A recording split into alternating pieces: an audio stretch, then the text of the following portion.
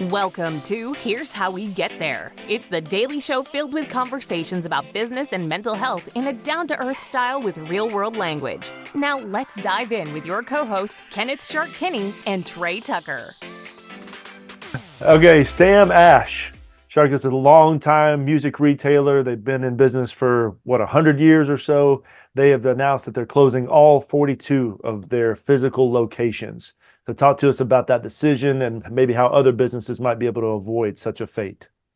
Yeah, so this is a famed company that grew out of the Northeast. I think they started in Brooklyn, and it was a place like a lot of, centers today that sell music equipment. This was a place where you could not only shop for equipment, but it was also a place that the kids loved to jam in, and it provided a pretty nice and unique experience. I've been in a Sam Ash before, but one of the things that, everybody's gotten destroyed during this several years, the economy with interest rates, with everything else, people aren't spending money on, guitars and pianos like they might have been, say, 2-3 years ago when everybody was locked in. And so as people get out and we start making these decisions on what to build, it helps business leaders to really figure out a way to focus on the unique perspective of their brand and how to carry that on. Look, retail has changed. So much has moved to Amazon, but if you can create a great name, it gives you a place to go to their website to continue to buy a lot of these products.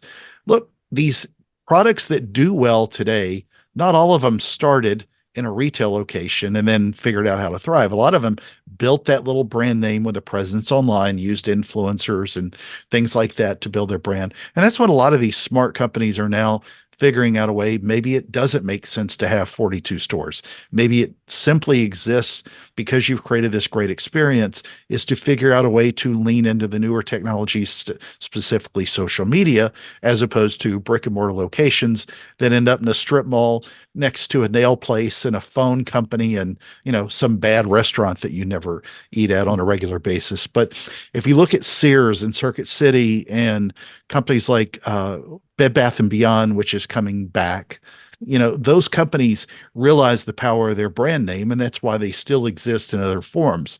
And will this ever exist to be the same as it was? No. But what you've got to figure out from a brand perspective in particular is figure out a way to make yourself the synonym, if you will, with whatever that industry vertical, specifically a category, create your category and find that niche, if you will, so that people will want to come shop and buy from you, not as an alternative to Amazon, but where you get to own a category. You create a category. Brick and mortar may change, but your brand name, the perception, the experience that you deliver should be able to live beyond just that regular experience where you can still make a ton of money. So figure out a way to continue on with that experience. It may just be online instead of in the store. Thank you for joining Shark and Trey on the Here's How We Get There show. Make sure to rate, review, and subscribe to the show and visit here'showwegetthere.com. That's here'showwegetthere.com.